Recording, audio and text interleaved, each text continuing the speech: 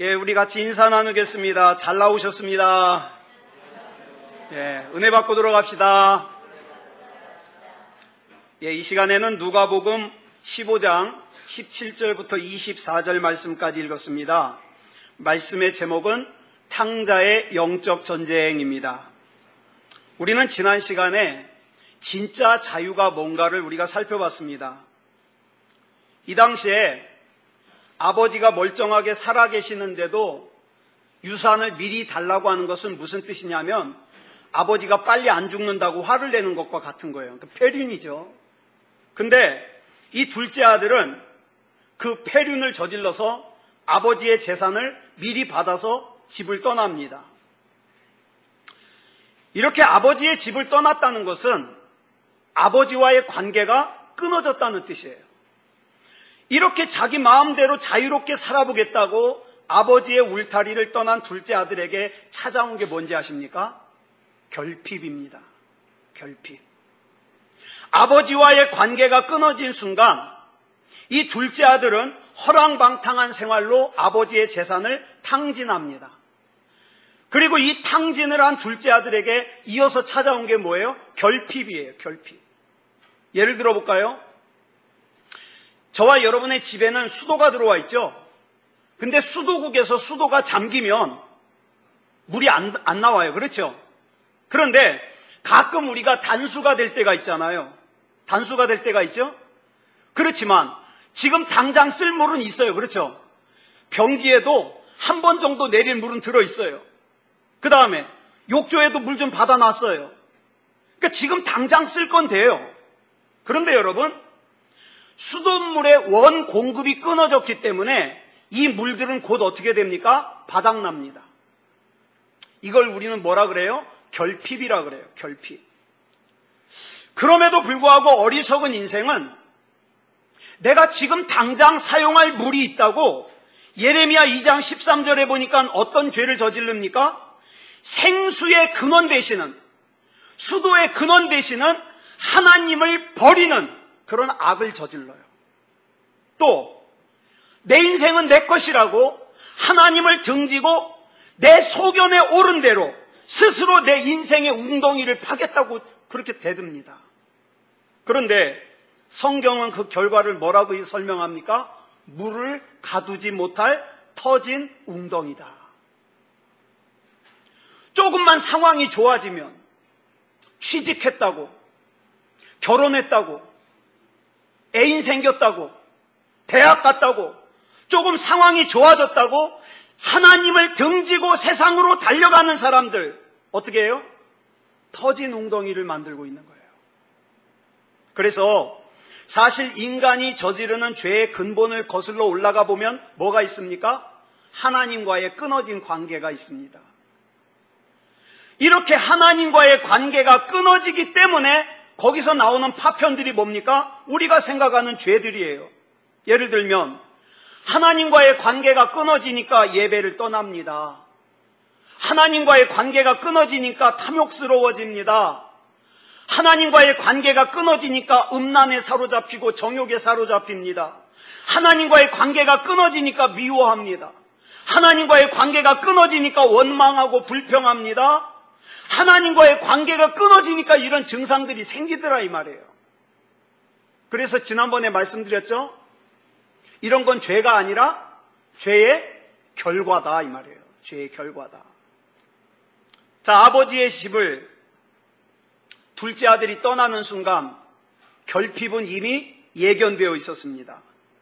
그런데 이 둘째 아들이 언제 아버지 집으로 돌아갈 생각을 하죠? 돼지우리에 가서, 여러분, 유대인들에게는 이 돼지라는 짐승은 굉장히 부정한 짐승이에요. 그래서 이 돼지는 건드려도 안 돼요. 근데 이 탕자는 돼지우리에서 돼지와 같이 삽니다. 돼지가 먹는 열매인 쥐엄나무 열매라도 먹으려고 합니다.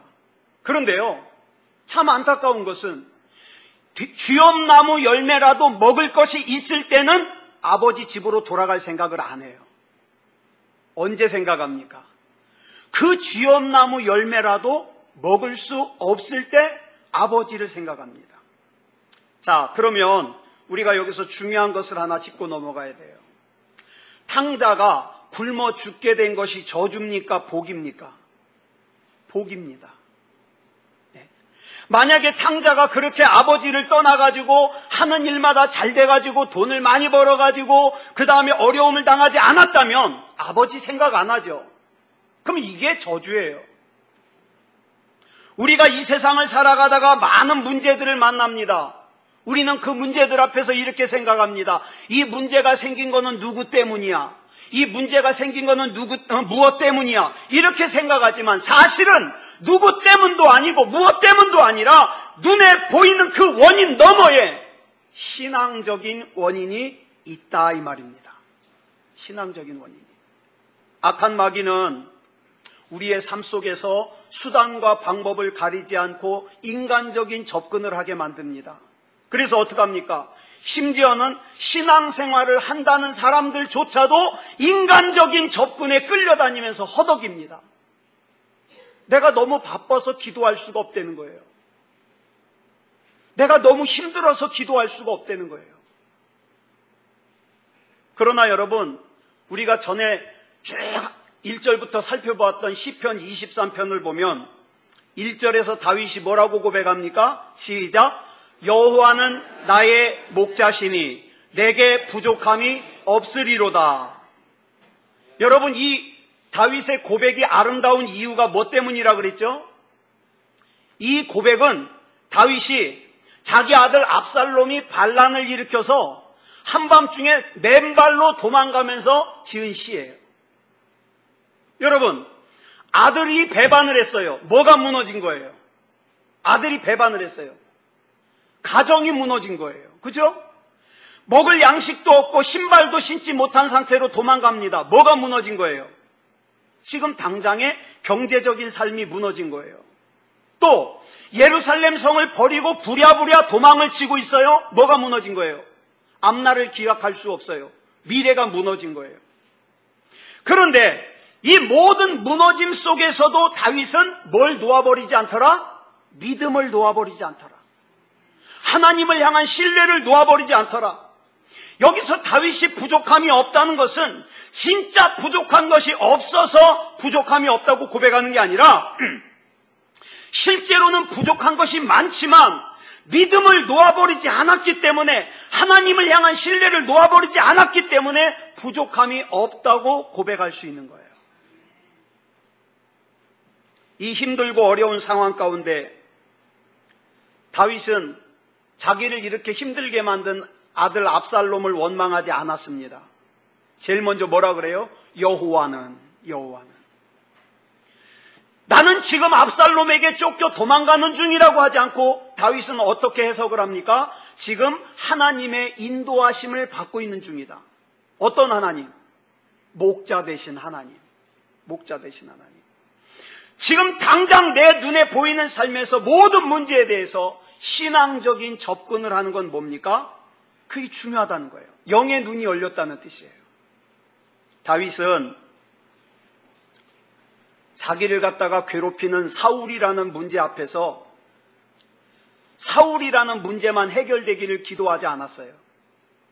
사울이라는 문제를 해결할 것 같으면 어떻게 해요? 동굴에 숨었을 때 사울이 똥누로 들어왔잖아요. 그죠? 그때 그냥 죽이면 돼요. 사울이 잠잘 때 죽일 수 있었잖아요. 죽이면 돼요. 근데 다윗의 목적은 사울이라는 문제가 아니에요. 예? 또 반란을 일으킨 압살롬이라는 문제 앞에서 압살롬이라는 문제가 해결되는 것만, 거기에만 문제의 핵심을 맞추지 않았어요. 다윗은 철저하게 영적으로 접근합니다. 사랑하는 여러분, 아버지의 울타리를 떠났던 탕자는 자기의 모든 것을 잃어버린 후에 비로소 뭘 깨달았습니까? 나는 누구인가? 나는 누구이어야 되는가? 나는 무엇으로 살아야 되는 사람인가? 내가 있어야 될 곳은 어디인가? 이걸 깨달았어요. 참, 이거 깨닫기가 얼마나 어려운지 몰라요. 어떤 사람은 죽기 바로 전에 깨닫고요. 어떤 사람은 죽을 때까지 못 깨닫는 사람도 있습니다. 네. 이 탕자는요, 자기는 아버지가 아니면 안 되는 존재라는 것을 깨달은 거예요. 탕자는 아버지와 함께 있으면서 자기가 누렸던 그 풍요를 생각합니다. 그리고 아버지에게로 돌아갈 것을 결단합니다. 그 결단이 본문 18절로 19절에 나와요. 같이 읽겠습니다. 시작. 내가 일어나 아버지께 가서 이르기를, 아버지, 내가 하늘과 아버지께 죄를 지었사오니 지금부터는 아버지의 아들이라 일컬음을 감당하지 못하겠나이다. 나를 품꾼의 하나로 보소서 하리라 하고, 이 고백은 아직 아버지께로 돌아가기 전의 고백이에요. 내가 가서 이렇게 고백해야지, 이렇게 생각하는 거예요. 탕자는 자기가 아버지에게 죄를 져서 아들로서의 자격이 없다고 생각했어요. 그래서 내가 아버지께로 돌아가면 나는 이제 아버지와 함께 있을 수만 있다면 내가 아들의 신분이 아니라도 품꾼의 신분이라도 나 상관없다는 거예요. 아버지와 같이 있기만 하면 된다는 거예요. 비로소 탕자는 뭘 깨달은 겁니까? 나의 선택보다는 아버지의 선택이 옳고, 내가 가려고 하는 길보다는 아버지께서 가게 하시는 그 길이 옳다는 것을 깨달은 거예요.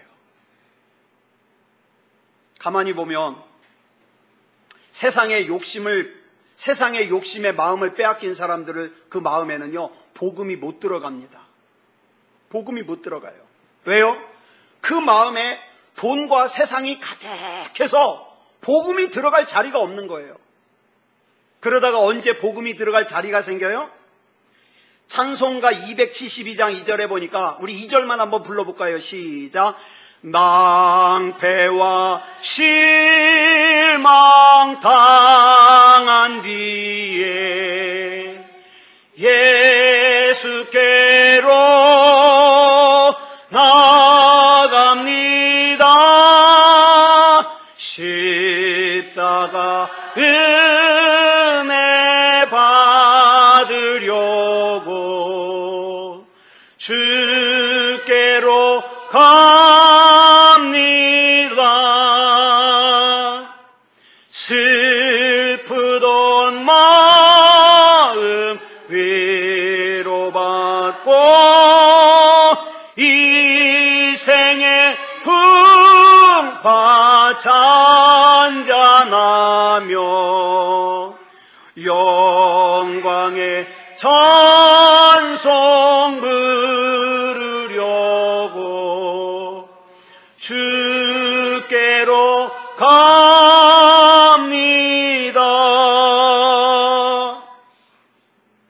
낭패와 실망을 당하고 나니까 뭐가 생겨요? 복음이 들어갈 자리가 생겨요.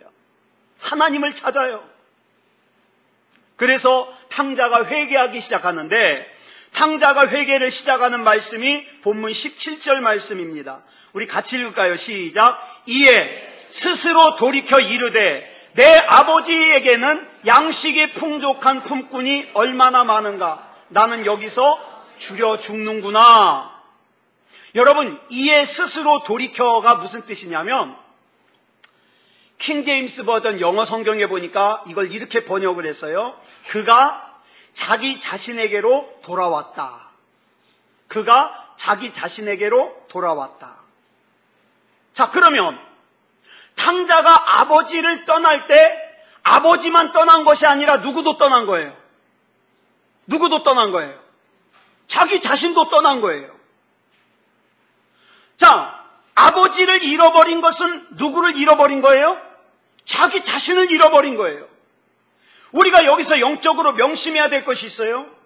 우리가 하나님으로부터 멀어지면 하나님으로부터만 멀어지는 것이 아니라 나 자신에게서도 멀어지는 거예요. 그럼 여기서 말하는 나 자신은 뭘까? 이 중요해요. 여러 번 강조했습니다마는 하나님께서 아브라함을 갈대아 우르에서 불러내신 것은 아브라함이 원하는 걸 주기 위해서 불러내신 게 아니에요. 예? 하나님께서 아브라함을 갈대아 우르에서 불러내실 때에는 이미 그 안에 믿음의 조상으로서의 아브라함, 열국의 아버지로서의 아브라함을 심어 놓으셨어요.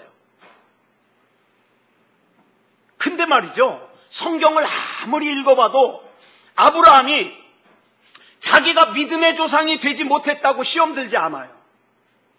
자기가 열국의 아버지가 되지 않았다고 시험 들지 않아요. 뭐 때문에 시험 들어요? 아들 안 줬다고.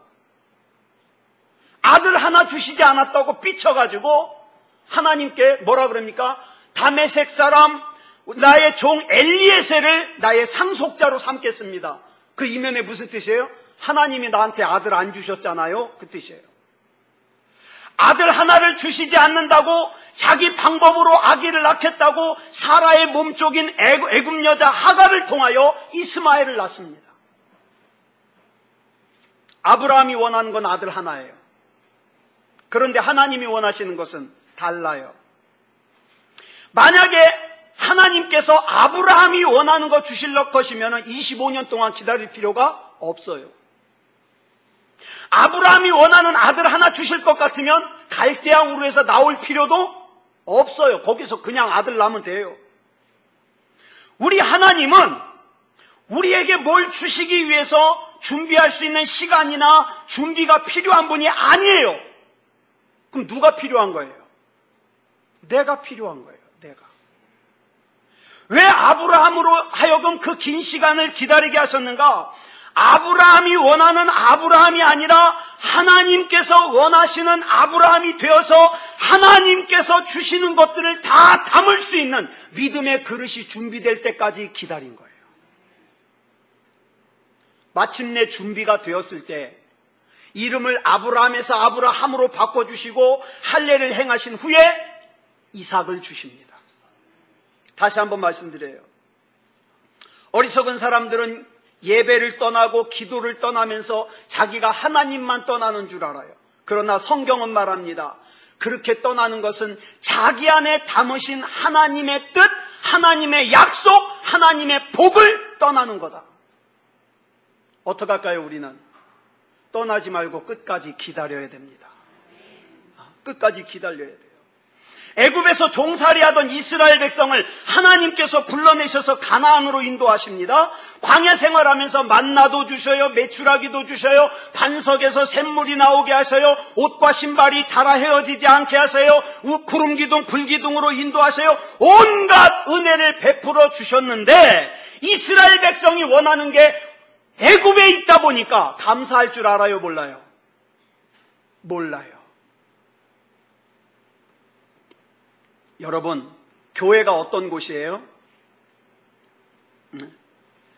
교회도 막 그런 말 하면 듣기 좋죠. 병고침을 받을 지어다! 부자가 될 지어다! 그죠? 근데 잘 들으세요. 교회는 어떤 곳이냐? 애굽에 있는 것을 좋아하는 사람들을 하나님의 나라에 있는 것을 좋아하는 사람으로 바꾸는 곳이 교회입니다. 교회가 언제 타락합니까? 세상 사람들과 마찬가지로 애굽에 있는 것을 좋아할 때 타락합니다.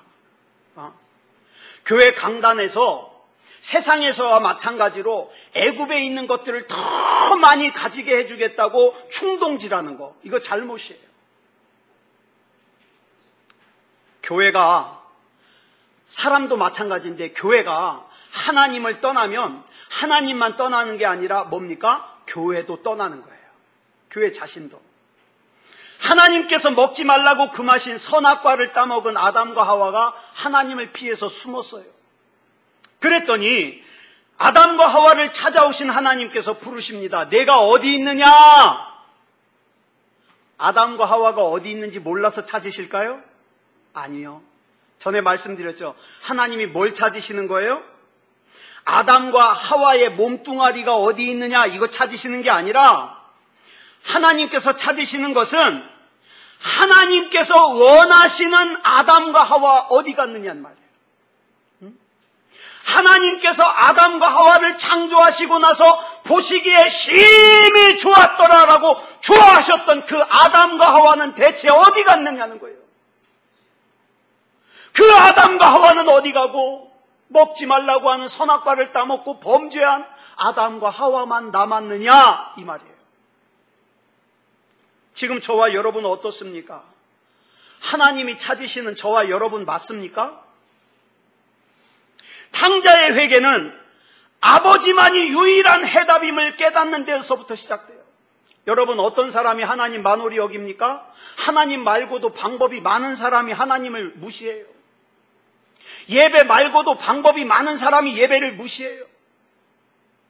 하나님만이 나의 유일한 대답이요 해답이라는 걸 아는 사람은 하나님 무시할 수가 없어요.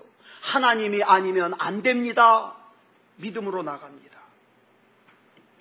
많은 사람들이 하나님의 말씀에 대하여 마음에는 원이로되 이럽니다. 마음에는 원이로되 무슨 뜻이에요? 성령께서 깨닫게 해주셔서 하나님이 뭘 원하시는 알겠지만, 뭘 원하시는지는 내가 알겠지만 내 몸은 그렇게 살 마음이 없다 이 말이에요. 답은 알지만 답대로 살기 싫다 이 말이에요. 요즘에 11조가 성경적이지 않다고 인터넷에 많이 떠돕니다. 저는 11조가 성경적이지 않다고 하는 사람들 보면서 뭐가 생각났냐? 그 이솝 우화에 나오는 꼬리 잘린 여우가 생각났어요. 꼬리 잘린 여우가 덫에 꼬리가 걸려가지고 꼬리가 잘린 여우가 자기 혼자 꼬리가 잘린 것이 창피하니까 다른 여우들에게 꼬리가 없으니까 편하다고 너희들도 꼬리 자르라고 부추겨요. 네? 자기는 11조 하기 싫어요. 근데 나만 11조 안 하면 이상하니까 다른 사람들에게도 11조 하지 말라고 부추기는 거예요.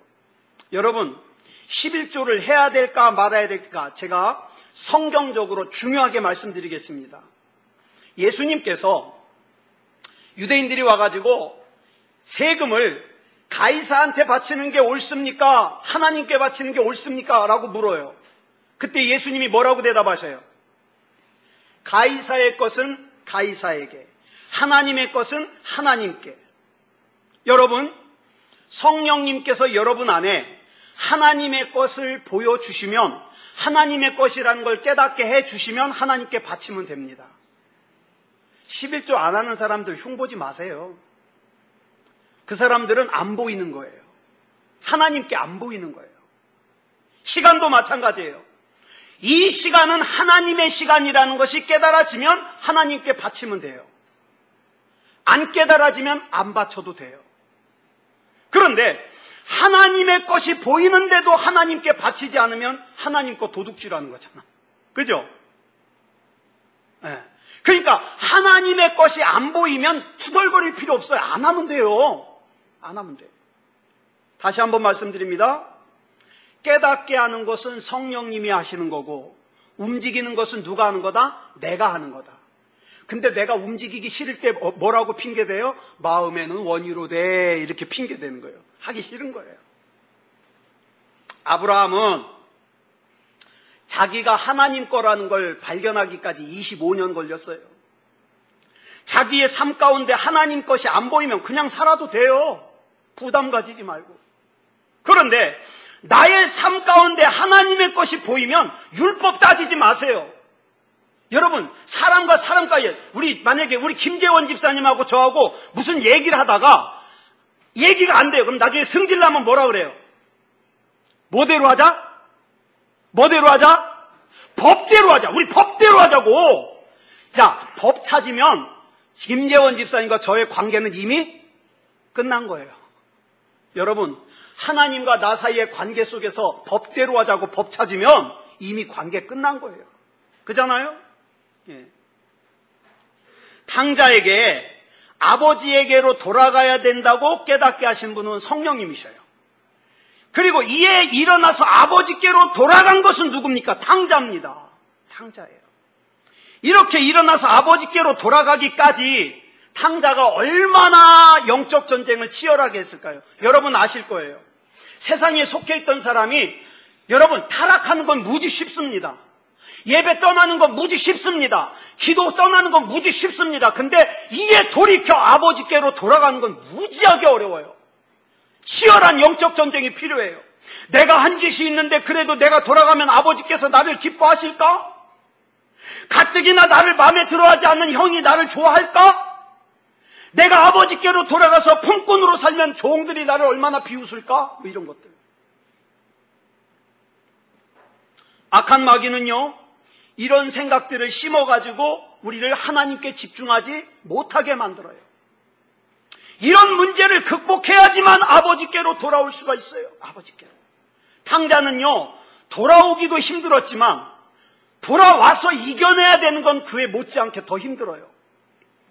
그렇지만 내가 믿음다운 믿음으로 살아야만 하는 이유는 내가 원하는 것을 얻기 위해서가 아니라 하나님께서 원하시는 내가 되기 위해서예요. 하나님께서 기뻐하시는 내가. 제가 성경을 지난 주간에 읽다가 기가 막힌 걸 발견했어요. 예수님께서 일반 사람들을 만날 때는 뭘 확인하셔요? 믿음이 있느냐, 너 믿느냐, 믿음을 확인해요. 그리고 병자를 고쳐주셔요. 근데 예수님께서 사랑하시는 베드로를 요한복음 21장에 만나시니까 뭘 물어보셔요? 베드로야, 너 믿음 좋냐? 물어보셔요? 뭐 물어보셔요? 너 나 사랑하냐? 내 양을 먹여라. 사랑을 물어보셔요. 여러분, 언제까지 주님께서 믿음을 물으시는 관계에 머무르시겠습니까? 이제 사랑을 물어야죠. 너 나 사랑하냐? 너 나를 위해서 네 생명 바칠 수 있겠니? 주여, 주님께서 아십니다. 주님께서 아십니다. 이렇게 하나님과 사랑의 관계를 맺은 한 가정 얘기만 하고 제가 말씀을 정리하겠습니다. 자, 저도 인터넷에서 본 얘기인데요. 저와 여러분 좋아하는 찬양 있죠? 주님 뜻대로 살기로 했네. 이 찬양을 만든 작곡한 사람 얘기예요. 실제 얘기예요. 인도의 어느 마을에서 실제로 일어났던 얘기예요. 인도에서 한 가족이 예수님을 구주로 영접하고 믿게 되었습니다. 그래서 이 가족 때문에 온 마을이 지금 난리가 난 거예요. 그래서 화가 난 사람들이 그 마을의 추장을 앞세워가지고 동네 사람들이 다 몰려왔어요. 그리고 그 가정에서 가족을 갖다가 끌어냈습니다. 그리고 추장이 이렇게 얘기해요. 만약 너와 너의 가족이 믿음을 부인하지 않으면 너희는 오늘 모두 죽을 것이다. 그 순간 이 남자는 뭐라고 대답해야 될지, 어떻게 해야 될지 몰랐어요. 그런데 이 남자가 전에 예수님을 구주로 영접하고 나서 하나님께 자기 삶을 바치기로 결심했을 때 작곡한 찬양이 이 찬양이에요. 이 남자는 사람들 앞에서 대답 대신에 노래를 부르기 시작해요. 뭐라고 노래를 부르냐? 근데 원래 가사는요, 예수님 따라 살기로 했네요. 예수님 따라. 우리 주님 뜻대로 대신에 예수님 따라 살기로 했네를 우리 한번 1절 부르겠습니다. 시작. 예수님 따라 살기로 했네. 예수님 따라 살기로 했네. 예수님 따라 살기로 했네. 뒤돌아서지 않겠네. 그랬더니 그 남자가 보는 앞에서 그 마을 사람들이 그 남자의 자녀를 다 죽였습니다. 그리고 나서 추장이 또 얘기합니다. 이번에는 아내를 앞에다 세웠습니다. 너 계속해서 그 믿음을 부인하지 않으면 이번에는 네 아내를 죽이겠다. 그랬더니 이 남자가 이번에도 찬양으로 대답을 합니다. 뭐라고 찬양했을까요? 시작. 이 세상 사람 날 몰라줘도, 이 세상 사람 날 몰라줘도, 이 세상 사람 날 몰라줘도 뒤돌아서지 않겠네. 아내가 또 이 남자 앞에서 처참하게 죽임을 당했습니다. 이제 마지막으로 끝까지 믿음을 부인하지 않으면 너를 죽이겠다. 이렇게 협박을 합니다. 그러자 이 남자가 마지막 3절을 찬양을 하고 죽임을 당했습니다. 뭐라고 찬양했죠? 시작. 세상 등지고 십자가 보내. 세상 등지고 십자가 보내. 세상 등지고 십자가 보내. 뒤돌아서지 않겠네. 아멘. 이 남자가 죽었습니다. 이 남자와 그 가족이 다 그날 목숨을 잃었지만 이 사건 이후에 이 마을에 이상한 일이 생기기 시작했어요. 이 가족의 순교로 믿음의 씨앗이 이 추장의 마음에 심겨진 거예요. 잠을 자려면 자꾸 떠올라요. 이 생각이 떠나질 않아요. 도대체 뭐 때문에 이 가족이 죽기까지 믿음을 부인하지 않았을까? 그러다가 어느 날 마침내 이 추장이 마을 사람들을 광장에다가 모아놓고 선포합니다. 나도 이제 오늘부터 우상 버리고 예수님을 구주로 믿기로 작정했습니다. 여러분이 오늘 이 자리에서 나를 죽인다고 해도 저 이 신앙 부인하지 못합니다. 그랬는데 놀라운 일이요. 그 마을 사람들이요. 한 사람 한 사람 나와서 같이 신앙을 고백하는 거예요. 그래서 이 복음이 점점 확산되어서 온 마을을 덮고 인도 전 지역으로 퍼져나갔다는 거예요. 여러분, 우리 인도 위해서 기도 많이 해야 됩니다. 인도는요, 지금도 예수 믿는다는 것 때문에 하루아침에 쫓겨서 도망 나가는 사람들이 많아요. 여러분, 이들이 죽음이라는 대가를 지불하고 희생된 그 크리스찬 가정을 통해서 진정한 믿음이 뭔가를 똑똑하게 목격한 거예요. 사랑하는 여러분, 그저 하나님 앞에 돈 많이 벌어서 부자 되게 해달라고, 대학 가게 해달라고, 돈 많고 잘생긴 배우자 만나게 해달라고, 이런 기도에만 머물러 있지 말고, 하나님, 나 하나님 사랑합니다. 내가 하나님께로 돌아가고 하나님 앞에서 믿음을 지키기까지는 엄청난 영적인 전쟁이 기다리고 있음을 압니다. 근데 하나님이 내게 힘 주셔서 이기게 해주실 줄 믿습니다. 누가 이렇게 고백하시겠습니까? 아무쪼록 저와 여러분, 우리 주님 앞에 서는 그날까지 이 믿음 변질되지 않고 믿음다운 믿음으로 주님 앞에 서기를 그리스도 예수님의 이름으로 축복합니다. 기도하겠습니다. 사랑의 하나님, 은혜를 감사합니다.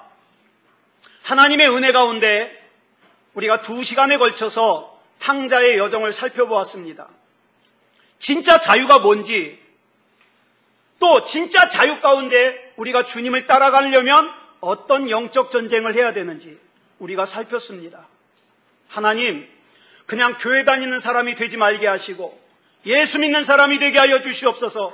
하나님이 나의 주인이 되어 주시옵소서. 변질되지 않게 하여 주시옵소서. 세상이 악하다고 핑계대지 말고 하나님이여 나의 믿음이 믿음다운 믿음이 되어서 내 영혼이 잘됨같이 범사가 잘되게 하시고 영육간에 건강하게 하여 주시옵소서.